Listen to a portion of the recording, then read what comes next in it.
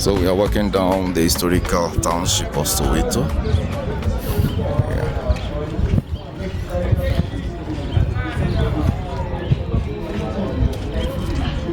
There's been a lot of changes due to development, but the township remains the same.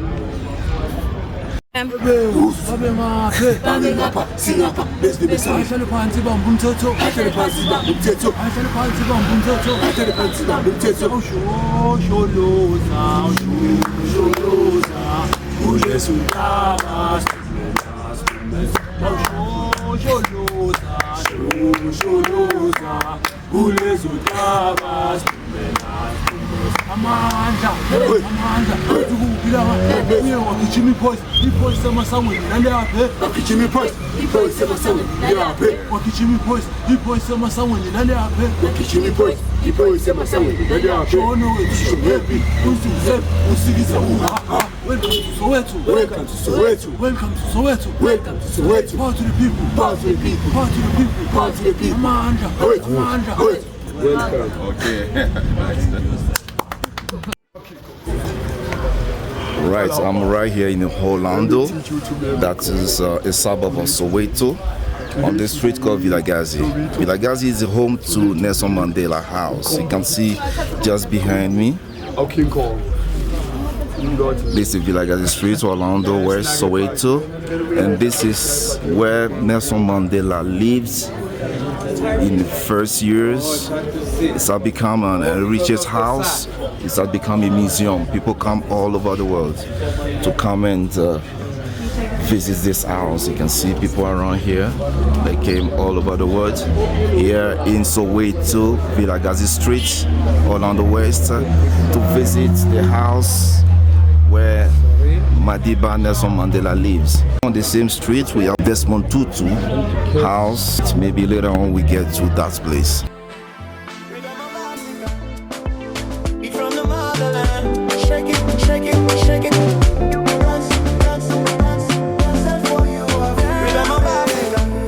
They're walking down Vilakazi Street towards the home of Desmond Tutu, the laureate. Yeah, it was a Nobel Peace Prize. Yeah. Still in Soweto, the historic township of Soweto, which is known all the world as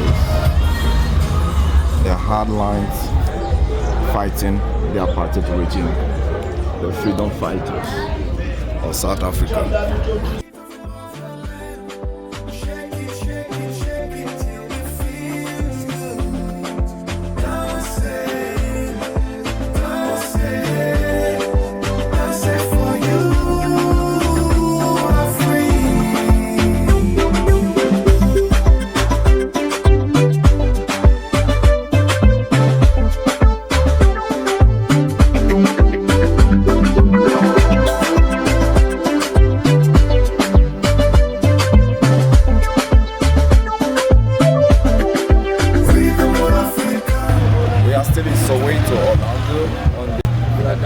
Streets where we saw the house of Nelson Mandela, and now we are on the streets where another famous figure of the anti-apartheid struggle lodge is Desmond Tutu.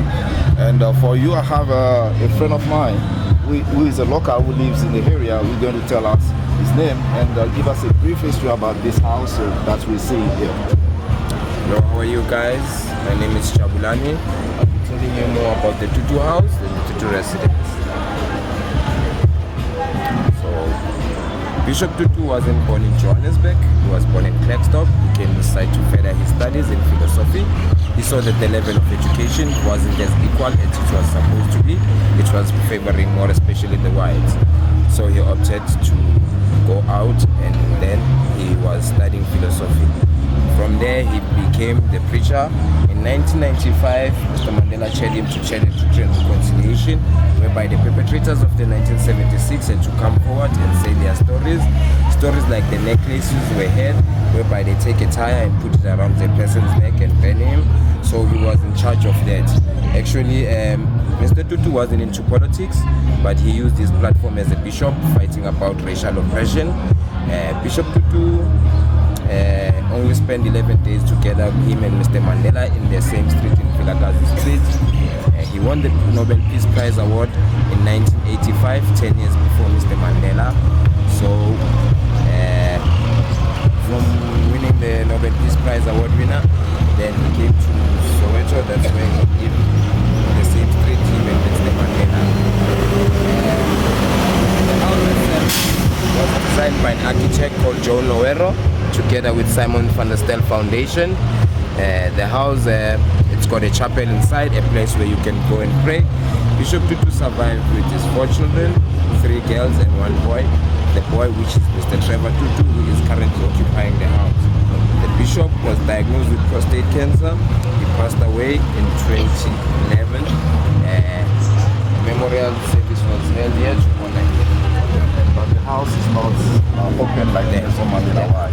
Because the family are still living here and they are still on negotiations to make a chapel and museum. Maybe, hopefully, in the future when you come, you're going to be able to go inside and view the house of the Archbishop. Thank you very much. The Archbishop Desmond Tutu house. It's not yet an open house, it's still private, but soon that house is going to become a national heritage site for people to come all over the world to visit. Thank you, and see you for another hot point in Soweto.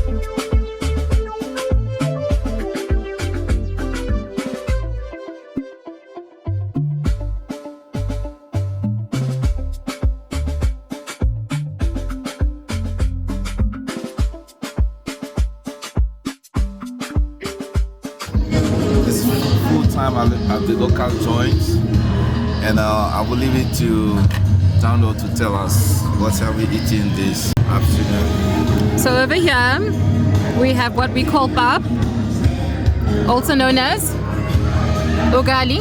Ugali in Kenya, right? In Kenya, yeah. And then over here we have beef chuck.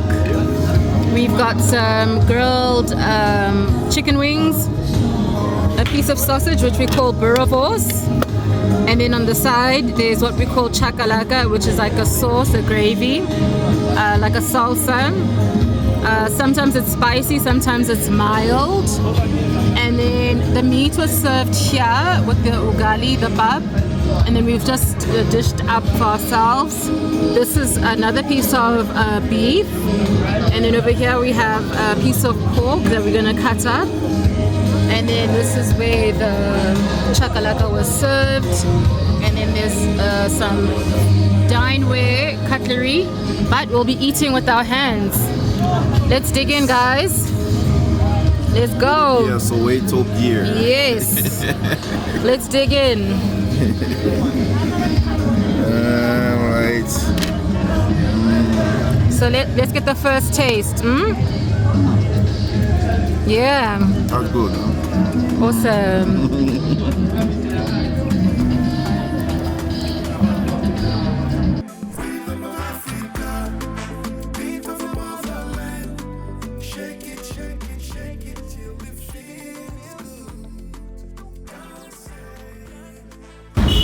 So that is an historic site of him. Historic archaeological site where people come all over the world to visit and to get knowledge about what took place in 1976 before South Africa became a free nation in 1994.